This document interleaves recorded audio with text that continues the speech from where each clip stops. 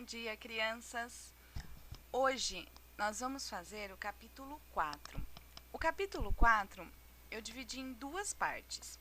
A primeira parte eu montei aqui um caderno para vocês, que vocês devem colocar no caderno de vocês esse resumo, mas eu vou explicar esse resumo para vocês, daí a matéria fica mais fácil. E a segunda parte vão ser com slides e um outro vídeo que eu vou postar na sequência. Galerinha, o capítulo 4 fala das propriedades e transformações da matéria. Tudo que existe é formado por matéria. E essa matéria tem propriedades. Algumas propriedades são gerais, isso quer dizer que qualquer material tem, e algumas propriedades são específicas, que estão mais para frente desse resumo. O que a gente vai conseguir usar para diferenciar uma matéria de outra são as propriedades específicas, que é específica daquele jeito só naquele material. As gerais são matérias que são comuns a vários materiais, aí a gente não consegue diferenciar um material do outro pelas propriedades gerais. Então, vamos começar. Quem são as propriedades gerais? Primeira propriedade geral é a massa. A massa é a quantidade de matéria que tem no corpo. Por exemplo, 150 gramas de mortadela. É a quantidade de mortadela que tem naquele espaço que eu estou colocando a mortadela para comprar e depois comer. E para eu medir a massa, eu vou utilizar uma balança. Então, aqui eu tenho um exemplo de uma balança digital, que é a que a gente usa, por exemplo, quando a gente vai comprar a mortadela na padaria. Mas existem outras balanças. Existe a de ponteiro, aquela que a gente coloca o bebezinho, que é tipo um colchãozinho. A segunda propriedade geral da matéria é o volume, que é o espaço que o material ocupa. Então, aqui eu tenho esse material de laboratório, ele chama proveta, e ele está com 250 ml de água. O espaço ocupado pela água é 250 ml. Vamos supor que eu tenho um cubo e eu quero achar o volume desse cubo. Eu jogo dentro da proveta.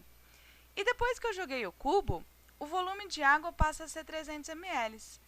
Isso quer dizer o quê? Que ele subiu 50 ml, que é o espaço que o meu cubo está ocupando. A terceira propriedade que toda matéria tem é a impenetrabilidade, ou seja, dois corpos não ocupam o mesmo lugar ao mesmo tempo.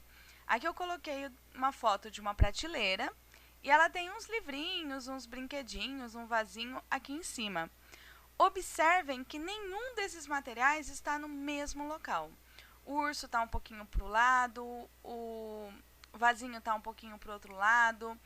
Eles estão na frente da parede, mas não é o mesmo espaço onde está a prateleira, apesar dos dois estarem na frente da parede. Um é um pouquinho mais para baixo, o outro mais para cima. Então, eles não estão no mesmo local. A quarta propriedade é a divisibilidade. É o quanto eu consigo dividir uma matéria sem ela perder suas propriedades, ela continuando a ter aquelas características. Então, aqui eu peguei uma foto de uma cenoura sendo cortada. Existe um limite do quanto a gente consegue dividir esse material para ele continuar tendo as mesmas características das propriedades iniciais. A quinta propriedade é a indestrutibilidade. Não é magia. Apesar de eu gostar bastante de Harry Potter, isso daqui não é magia. Então, a matéria ela não vai poder ser destruída, ela não vai conseguir sumir. Ela apenas vai ser transformada em outra. Aqui, por exemplo, a fogueira, eu tenho a madeira sendo queimada. Mas essa madeira, na verdade, ela está sendo transformada em cinzas, em gases. A madeira em si, ela não desapareceu, ela virou outra coisa. Ela virou as cinzas, ela virou os gases, foi uma transformação.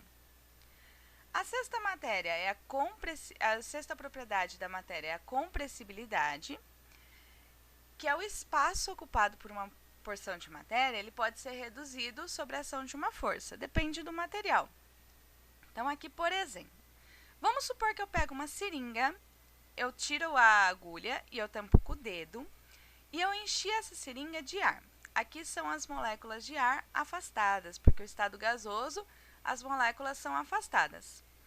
E aí eu faço uma força e eu vou empurrando. Eu vou conseguir empurrar essas moléculas de ar para elas ficarem bem próximas uma da outra, que é o que eu chamo de compressibilidade. Enquanto a minha força estiver lá, essa matéria vai estar unida. Então, reduziu o espaço que o ar está ocupando. Como o ar tem também a propriedade de elasticidade, se eu tirar essa força, eu peguei aqui, tirei a força, o ar volta a ocupar o espaço original dele.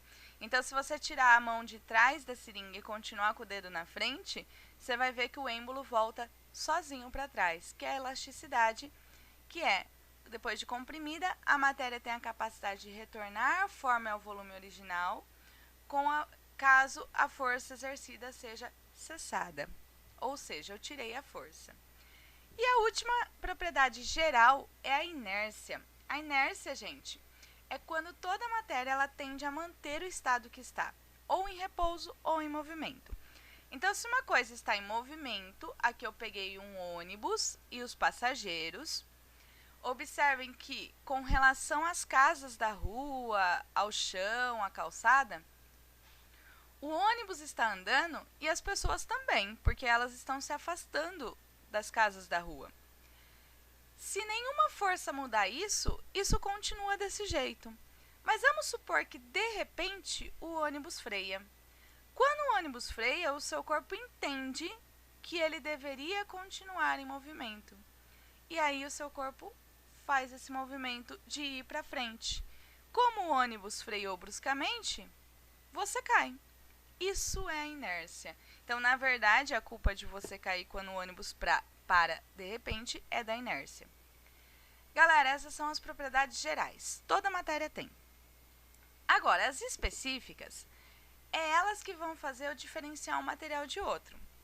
Primeira propriedade específica, dureza. É a capacidade de um material de riscar o outro. Então, vamos lembrar da sala de aula. Quando nós desenhamos na lousa, o que desgasta? O giz. A lousa não desgasta. Como quem está desgastando é o giz, o material que está riscando é a lousa. Então, a lousa risca o giz. A lousa é mais dura que o giz. Por isso que quem gasta é o giz.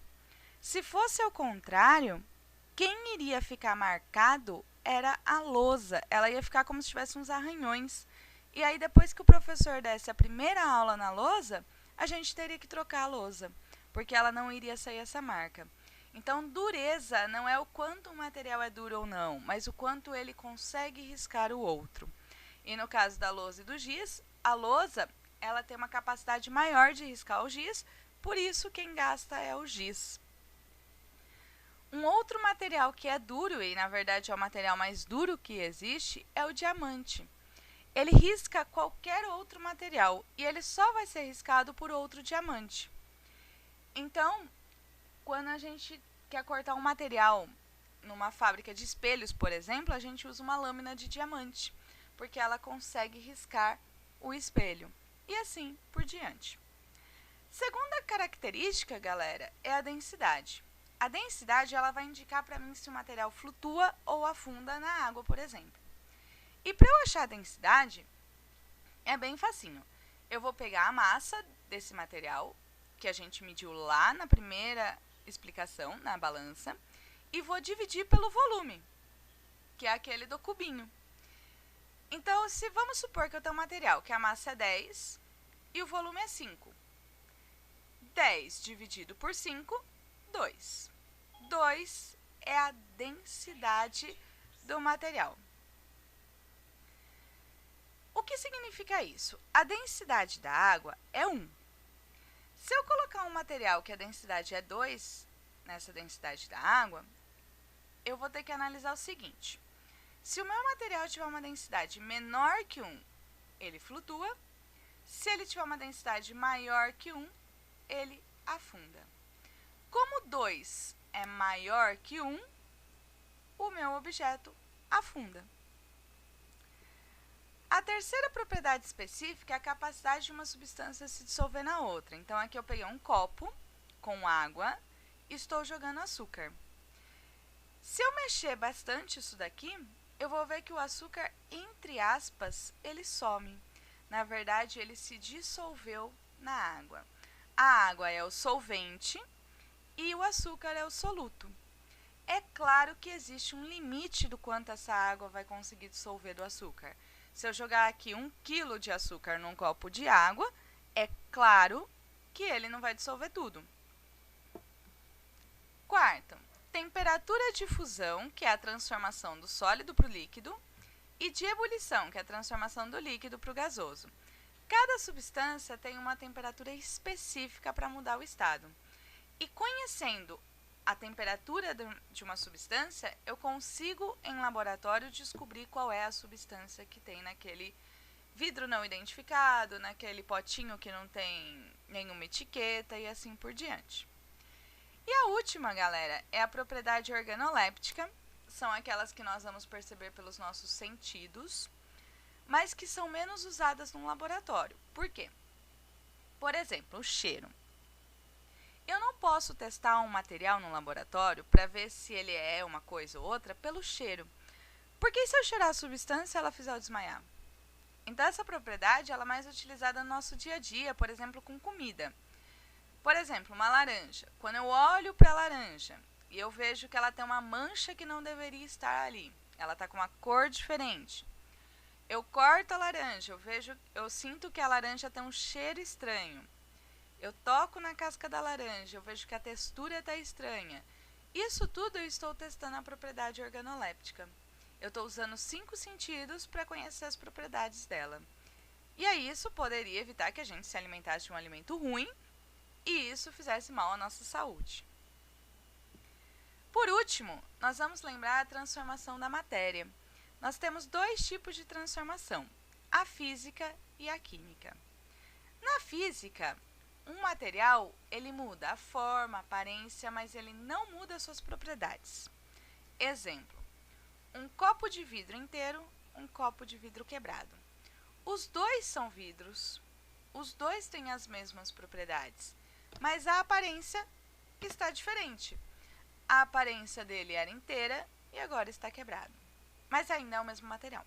Então, é uma transformação física.